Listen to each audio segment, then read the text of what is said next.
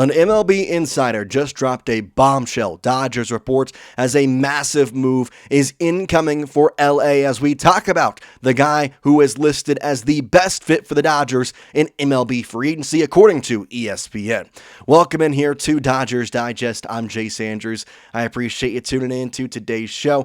Got a very, very good one for you here. But before we get going, I want to say a big thank you to everybody for showing support on our latest couple of videos. Cannot thank you enough. And we're going to keep going, but also we're closing in on 10,000 subscribers. I know that Dodger Nation has my back, so let's try and get to 10,000 by the end of the week. That's less than 800 people joining us. I know we can do it. So if you were looking for free daily Dodgers content, we got you covered. Go down there, hit that subscribe button. Like I said, 100% free. You're not going to find any better Dodgers coverage on YouTube. ESPN released their 2025-2026 MLB offseason best fits for the top free agents in this upcoming class. And there's a lot of good free agents, obviously some upper echelon ones that we're going to talk about, but the Dodgers in this article were listed twice. In the first one, they were listed as the best fit. In the second player, they were listed as the next best fit. And in that one, the next best fit was Munetaka Murakami. Supposedly, according to ESPN, the best fit for him is the Seattle Mariners, which I find interesting. But besides the point, the best fit for the Dodgers is even better, in my opinion. That, of course, is Kyle Tucker. And Tucker is such a good baseball player, and he's an outfielder, which is something the Dodgers would really like to have for this upcoming year as they go for the three-peat. And Kyle is an interesting guy because he was on pace to be one of the best players in the MLB this season, was supposed to have one of the better WARs across MLB, and then he got injured in about early August, somewhere, or late July, early August, September, and he played through the injury. And that took his batting average down. It took his play down as a whole. He went on a little of a home run drought, and it was a tough stretch for Tucker. And while you kind of normally don't see him as this top-tier guy, he is definitely going to be worth a lot of money. And the Dodgers, well, they're a good fit for a person with a lot of money. Kyle Tucker and his 2025 stats, 266 average, 377 on base, and a 464 slug, 22 homers, 73 RBI, 25 stolen bases, and a 4.5 WAR. And again, he was injured for the back half of the season, which these stats could be a lot better, and we'll talk about that in today's show and why he'd be a good fit. But he is going into only his age 29 season, which is a very good thing to see, and I think in a lot of ways, is a good fit for the Dodgers, given the timeline of some of the older players and some younger players needing to step up and take over.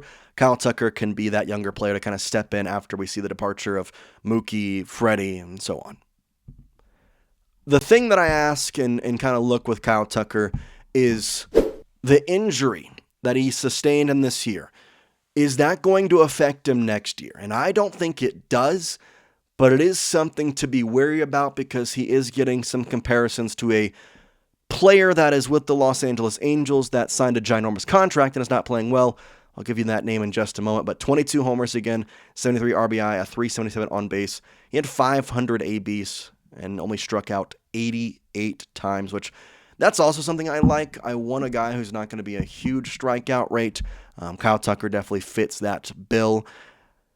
I obviously would like to see him in a fully healthy season this past year, not in Houston and with Chicago, but that's just not the way it went, and that's okay. I still don't think it's like, oh no, we need to, worry about this. Like, that's not something that I would say is a big thing. So I'm going to get into the logistics of why we should sign him, why we shouldn't sign him, and give both sides. But before I do that, I want to get your opinion before I give mine. So let me know down in the comments section, would you like the Dodgers to sign or even just pursue Kyle Tucker? If you would like them to pursue or sign Kyle Tucker, then I want you to type Y for yes in the comments. If you are saying, nah, I'm good, I don't think he's worth it, I think that this is not a good move, then I want you to type in for no in the comments section. Okay. Let's talk about why this is a good move first and kind of work around, and we'll go bad second. The first biggest thing to me, David Schofield of ESPN helped with this article along with Jeff Passan, quote, if healthy, Tucker would have led the list in WAR, in the free agent list is what he's saying. He was hitting 291, 395 on base, 537 slug for the Chicago Cubs at the end of June, when he suffered a fracture in his right hand, which he then tried to play through, had some time off, time on, and of course, it didn't end up going well for the rest of the season. Now, that doesn't mean that he had a bad rest of the season. He still played very, very well. But again, when you have that injury in late June and it affects you for the entire season, that's going to severely detriment your stats. And that's where I want to go look at the Baseball Savant, because this is where you can get the true analytics of what the Dodgers are really looking at here. And it's all red. It's all red. The couple things that we can see here, his ball speed isn't great, bat speed isn't great. His barrel percentage is a little lower than I'd like. I'd like that barrel percentage to be higher. But at the same time, the only thing that is like absurdly concerning in terms of the blue numbers is the exit velo and the bat speed. He just doesn't exactly have the most, let's say, speedy bat in terms getting that power off the bat, I think, is a partial thing to that. That doesn't mean, though, that he doesn't home runs. 22 homers. He was injured for basically half the year. He's still got what it takes, and especially when you put him in LA, it's going to be warm all year long. The ball's going to travel all year long. It's going to be good. When you start in Chicago, you start in March, and it is still pretty cold out there. Now, the thing that is the concerning part is coming from this article here once again. Quote, could the Dodgers absorb another huge contract? Well, why not? The Dodgers are the best fit of and will spend money and have need, considering they got nothing from left field in 2025, and suddenly have concerns about Mookie Betts' long-term impact at the plate after his subpar for him season, end quote. Yes, Mookie Betts had a subpar season. I understand that, and that is something to, I don't want to say be concerned about or watch, but still he played very well. 589 bats, 68 strikeouts, 8 stolen bases, had a 326 on base. Was it what we expect from Mookie? Probably not, but at the same time, listen, guys, he's 33 years old. He's been playing in this league for a long time. And in the same breath, Kyle Tucker is going to be 29, so he's only 4 years younger in the long-term scale of things than Mookie Betts. But you can get him for a very good cost.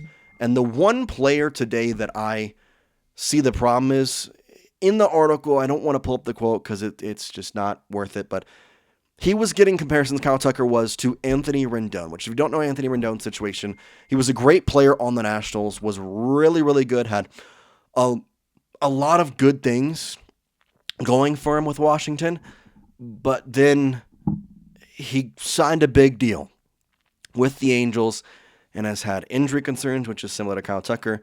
His bat has gone down very greatly. His fielding has gone down, so that's the one bad comparison in all this, is that he is looking at, Anthony Rendon and saying, that could be the same type here as Kyle Tucker.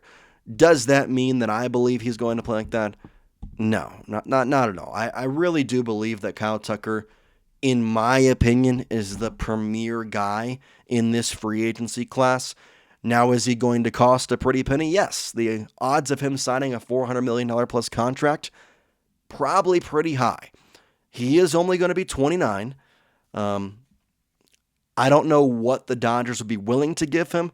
Obviously, given the new CBA coming up in 2027, in my opinion, what the Dodgers are going to do this offseason is not look at the bank account and say that we are going to get all of the players we can get, because not to say this is going to happen. I don't believe it will, because the owners will never agree to it, but there is ever so slight a chance that the new CBA indicts more luxury tax rules, indicts more, I'm not going to say a salary cap because that's just stupid to even suggest for baseball. I don't want it.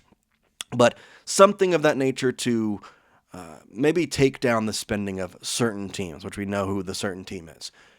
But if you were able to get these players now, the new CBA can't affect that. You have to, in theory, grandfather in the contracts that were already signed. And after that, you can then kind of make the decision. So make the signings now so that then next season when that new CBA is officially put out there, guess what? It's going to be something that they're going to have to live with, that you have Kyle Tucker for the amount of money you have. They're going to have to live with the money that you're paying Shohei Ohtani. And the deferrals, those are also going to be grandfathered in. Like, you can't just come into the MLB and change the CBA and say, oh yeah, okay, now you have to be under this certain amount, or this luxury tax is going to be this amount, and if you're over that already because you already signed those contracts before the CBA was officially agreed upon, you have to pay us. Like they can't do that. That's basically an illegal thing to do. At that point, the Dodgers, in a lot of ways, made moves and now have to pay more after making those moves because of a new rule. Not logistically possible for the MLB to get past. I do think there will be a holdout in 2027, and I think there will be baseball. I'm not worried about the whole season being gone, but with that being said, make the moves now. Go out there, win a 3-peat. Take advantage of it. Why not? You're going to make the money back. Go to Los Angeles Dodgers. Not worried about it. All right, that's all I got for you. It's Kyle Tucker. Hopefully he can sign with us. We'll see the updates, and obviously lots of things going on. There's Tariq Skubal talk across Twitter as well. Apparently he is going to be traded.